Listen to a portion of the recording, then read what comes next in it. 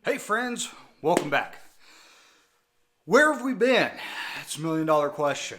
Well, give you a quick brief on what's happened, where we've been, and where we're at now, and what's coming up. So stick around.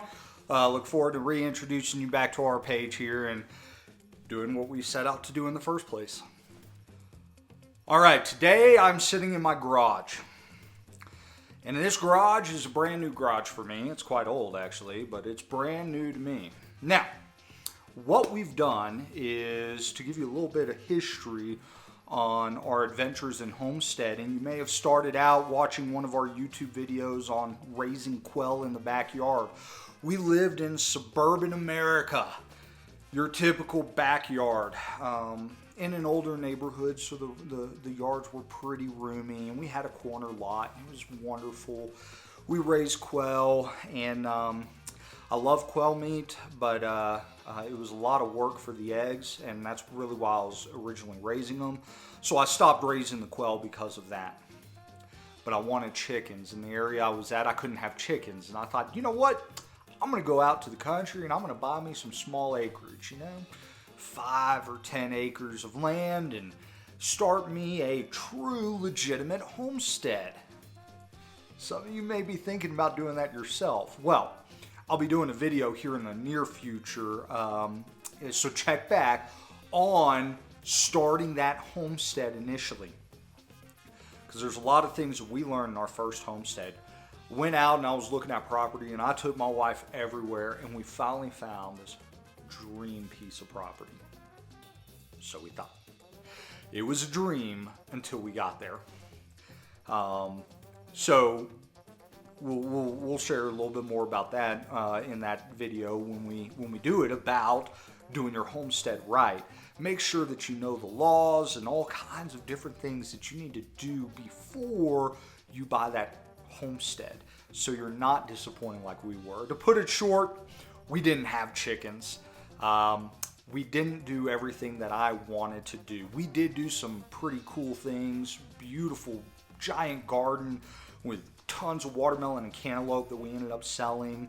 That was a good little farm income there. Not to mention it tastes great. So that was our homestead, our first homestead.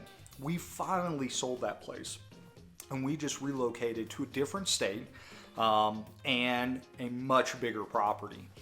Taking the lessons that I learned from that old place and bringing them to when we were looking for a new place.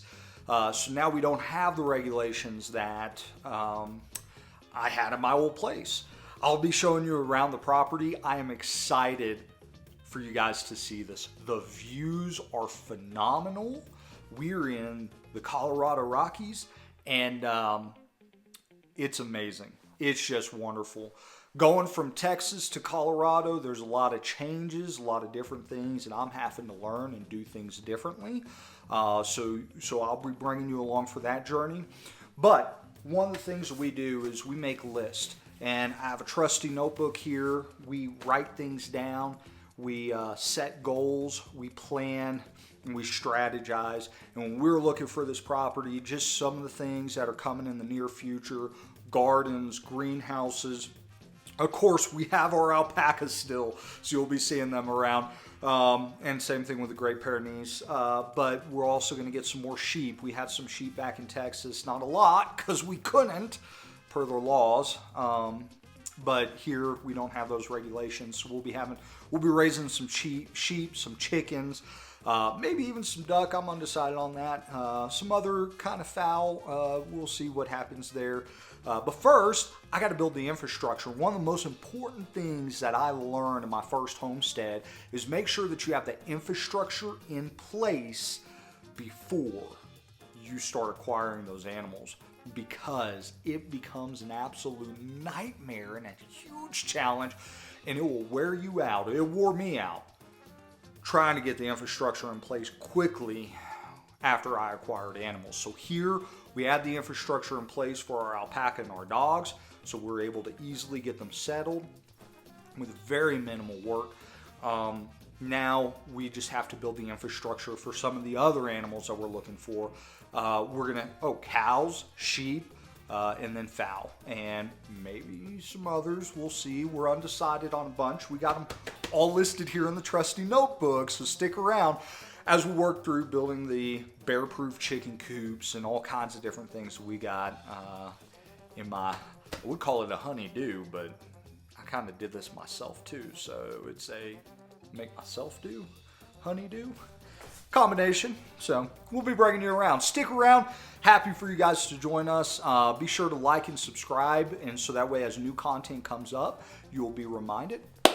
Oh, I almost forgot. So one of the things that I also want to talk about as far as homesteading is food. Now I have a family of 6. I have 4 children, 4 young children, and it's my wife and I. And we are going to talk about food. So we're going to have a cooking session, and I'll be bringing some of the kids along with that, but we'll be talking about cooking. So I'm really excited about that because I love cooking, and I can't wait for us to start talking about, you know, the raising of the animals and now farm to table and how we know everything that's on our plate. And I can't wait this summer to show everything on my plate, and it's all from my property. I'm so excited. But that's that's an aspect of our channel that we're going to be raising or doing, and you'll see blobs on it that says, you know, homestead cooking or something to that effect. So you'll know what you're getting into on that episode. But like and subscribe. Join us for the adventures. We'll be bringing the family along with that. Wife and I are going to be doing an episode on choosing your homestead here coming up. Thanks for watching. Love you guys. God bless.